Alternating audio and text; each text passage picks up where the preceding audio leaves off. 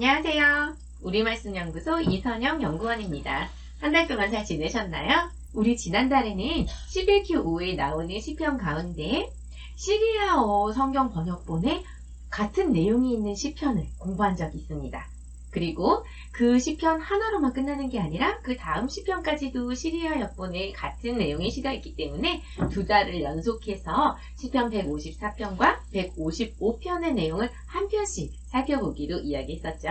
그러면서 지난달에 154편을 더불어서 시리아어로 기록된 성경 페시타에 대한 이야기, 그리고 이번 달에는 그 시리아어 성경을 누가 봤는지 하는 교회에 대한 이야기를 나누겠다고 이야기하고 지난달에 영상을 마친 적이 있습니다. 그러면 우리 지난달의 내용을 한번 살펴보도록 하겠습니다. 넘어가 주세요. 감사합니다. 복습 보시면 페시타 그리고 시편 154편 이렇게 나오죠. 페시타가 뭐였는지 기억나시나요? 바로 밑에 보시면 됩니다. 페시타.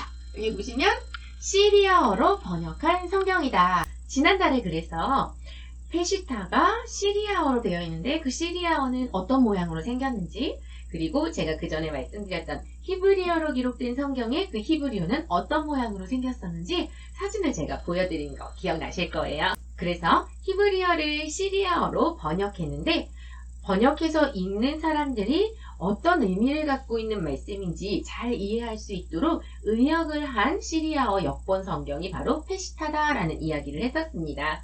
그리고 페시타 성경은 우리가 보고 있는 이 개역개정이 기초로 하고 있는 히브리어 성경과는 배열 순서가 좀 다르다고 하면서 그 특징도 말씀드린 적이 있어요. 예를 들면 욥기, 그리고 시편, 그리고 여성들의 이름으로 되어 있는, 여성들의 이름이 제목으로 되어 있는 이 성경 묶음, 이런 것에 대한 특징을 말씀드린 적이 있습니다.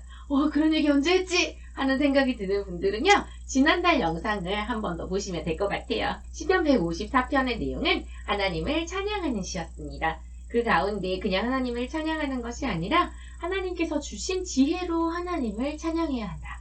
그리고 마지막 부분에 이 하나님께서 맨 마지막에는 심판주로 오실 것이다 하는 내용이 끝나고 있었어요. 이렇게 해서 우리 시편 154편 그리고 시리아 역본인 페시타에 대한 이야기를 지난달에 함께 했는데요.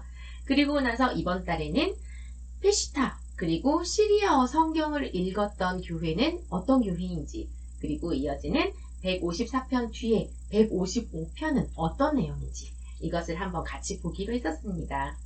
시리아 교회, 이 시리아 교회는 어떤 교회일까요? 시리아 교회를 알려면 먼저 기원 후 1세기에서 5세기까지의 어떤 교회들이 있었는지 한번 살펴볼 필요가 있습니다. 크게 세 종류의 교회를 나누어 볼 수 있는데요. 이 교회들은 어떻게 나누냐면 예배 시간에 사용하는 언어로 크게 나누어 볼 수가 있어요. 그래서 예배 시간에 그리스어를 사용하는 교회, 여기까지 제가 가도 되나요? 네. 그리스어, 그 다음에 라틴어를 사용하는 교회, 그리고 시리아어를 사용하는 교회, 이렇게 세 가지로 크게 나누어 봤습니다. 그리스어를 사용하는 교회는 그리스 정교회라고 부릅니다. 그리고 예배 시간에 라틴어로 예배를 드리는 교회는 로마 가톨릭 교회라고 할 수 있어요. 그리고 마지막으로 예배 시간에 시리아어로 예배를 드리는 교회가 바로 시리아 교회입니다. 이 세 교회는 역시 특징이 있는데요. 그리스 정교회 같은 경우에는 그리스어, 헬라 하면 뭐가 떠오르세요? 헬라 철학이 떠오르시죠? 그래서 이 그리스 정교회는요, 철학과 신학의 대화를 시도한 교회라고 특징 지을 수가 있습니다. 그리고 라틴어를 사용했던 로마 가톨릭 교회는요, 법률과 신학을 접목시켰어요. 또 마지막으로 시리아어를 사용했던 시리아 교회는요, 여러 가지 상징과 이미지를 통해 사람들에게 신학적인 내용을 전달하려고 노력했습니다. 이렇게 크게 1세기에서 5세기의 교회들을 세 가지 종류의 교회로 나누어 보았는데요. 그 가운데 시리아 교회는요, 동방교회 가운데 대표적인 교회예요. 그리고 예배 드릴 때 시리아어를 사용했는데요. 이 시리아 교회는 대표적인 아시아 교회라고 볼 수 있습니다. 그러니까 지중해를 기본으로 해서 보면 동쪽에 있는 교회지만 우리나라를 보고 기준으로 보면 우리나라에서는 아시아 중에서 서쪽 지역으로 생각할 수 있겠죠. 동방교회 가운데 대표적인 교회인데 예배드릴 때 시리아어를 사용했을 뿐만 아니라 기원 후 3세기경에 우르파에서 시작이 됐는데요. 이 우르파는 에데사하고 같은 이름이라고 제가 기록을 넣어드렸잖아요. 터키 지역의 남부에 있는 도시인데 이 우르파를 그리스어로는 에데사라고 불렀기 때문에 지금도 그리스어 그리고 헬라 문화권의 사람들은 이 우르파 지역을 에데사라고 부른다고 합니다. 그리고 이 시리아 교회는 아시아 지역의 교회들이 여러 가지 역사와 전통을 탐구해 나갈 때 빼놓을 수 없는 교회다라는 것을 알아주시면 좋을 것 같아요. 그래서 이 시리아 교회에서 읽었던 역본, 그 역본이 두 가지 종류가 있었다고 지난달에 말씀드렸어요. 하나는 페시타 의역본이었고 하나는 직역본도 있었다고 했었죠. 그 중에 의역본인 페시타의 시편 151편부터 155편까지 5개의 추가적인 시들이 있었는데 이 시들 가운데 2편 154편과 155편이 11Q5 11Q가 뭐였죠? 이제 너무 잘 아시겠죠? 쿰란의 11번째 동굴에서 발견된 시편 두루마리가 11Q5였습니다. 이 11Q5에 겹치는 시 2편이다. 그 가운데 우리는 오늘 155편의 이야기를 한번 나눠보겠습니다. 그럼 시편 155편의 내용이 뭔지 궁금하시죠? 한번 쭉 읽어볼게요. 페시타에는 1절부터 끝절까지가 있지만 11Q5에는 3절부터 17절까지 있습니다. 그래서 우리가 11Q5에 있는 3절부터 17절까지의 내용을 한번 같이 살펴보도록 하겠습니다. 11Q5 쿰란 두루마리 있는 이 히브리어를 제가 개인적으로 한글로 번역한 것이기 때문에 그거를 한번 생각하시고 읽어주시면 될 것 같아요. 그리고 여기에서 한글로 주님 하고 나오는 부분은요. 사실은 2인칭 단수, 남성 단수 형태로 해서 당신입니다. 그런데 하나님한테 당신이라고 말하면은 제가 좀 마음이 조금 불편했어요.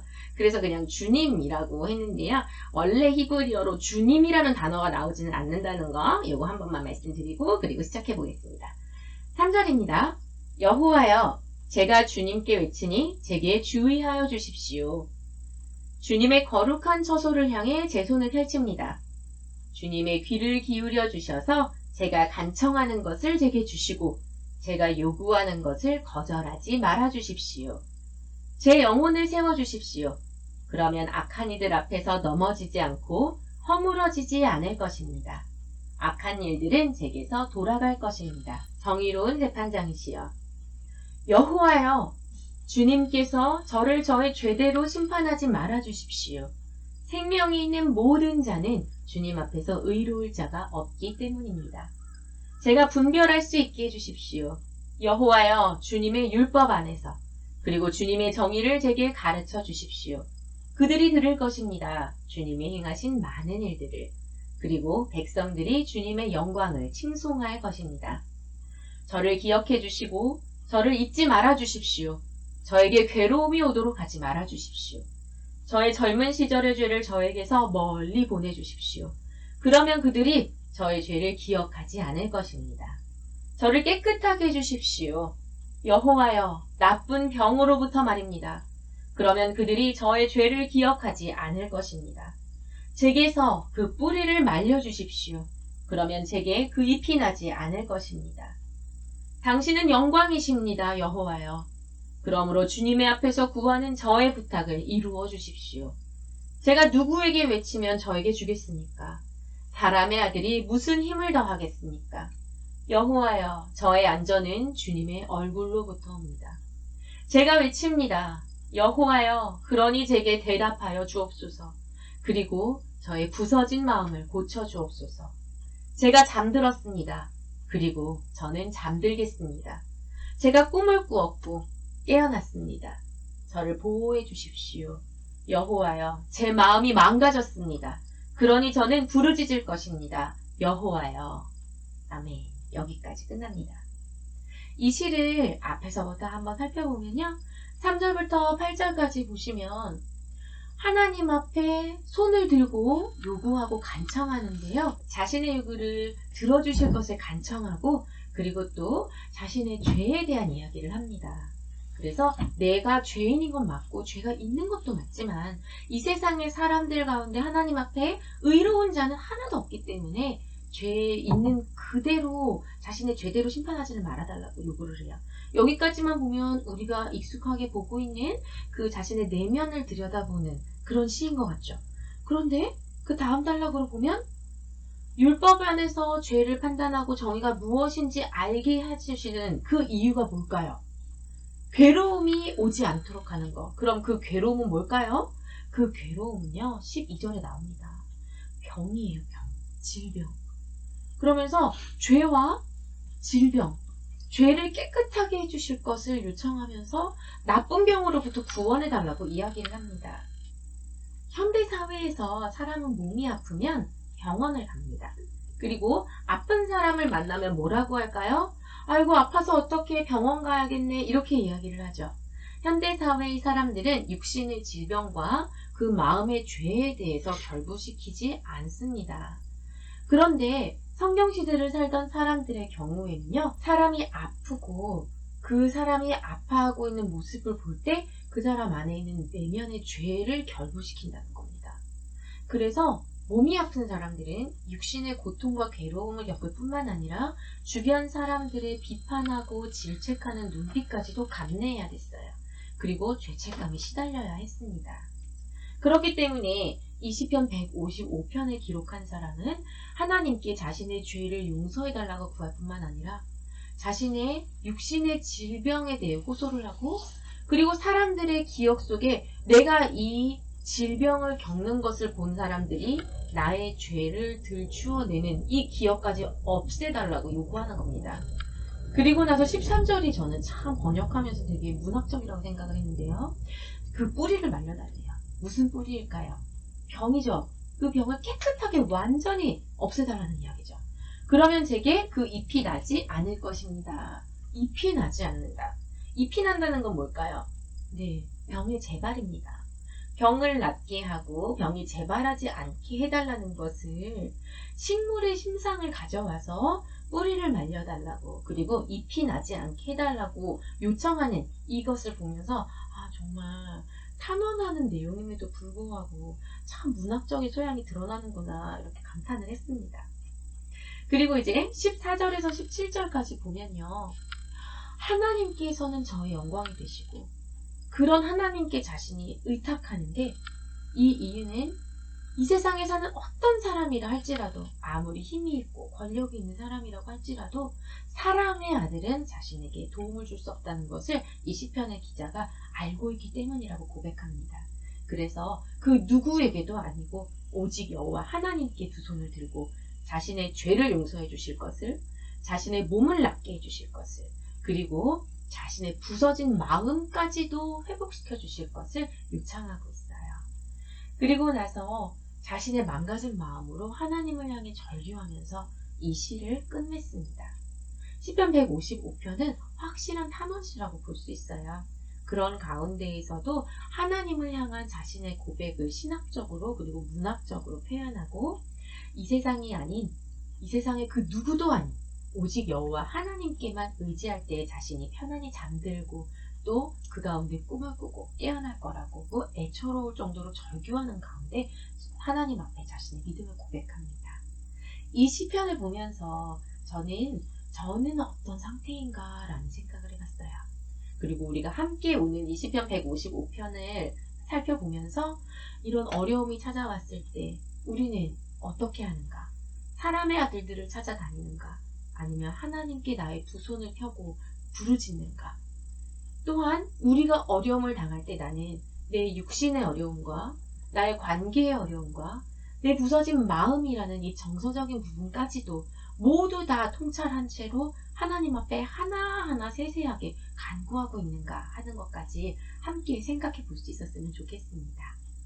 우리가 이렇게 해서 지난달과 이번 달 페시타 그리고 11Q5에 함께 나와 있는 시편 두 편을 함께 살펴봤어요. 그리고 이제 다음 달에는요. 집회서 박성현 연구원이 매달 우리에게 소개해주고 있는 그 집회서의 내용과 11Q5의 내용이 부합되는 부분이 있거든요. 다음 달에는 이 부분을 함께 살펴보도록 하겠습니다. 그러면 한 달 동안도 평안하게 잘 지내시고요. 오늘 이 시간도 함께 할 수 있어서 너무나 감사했습니다. 그러면 한 달 잘 보내시고 다음 달에 뵐게요. 감사합니다.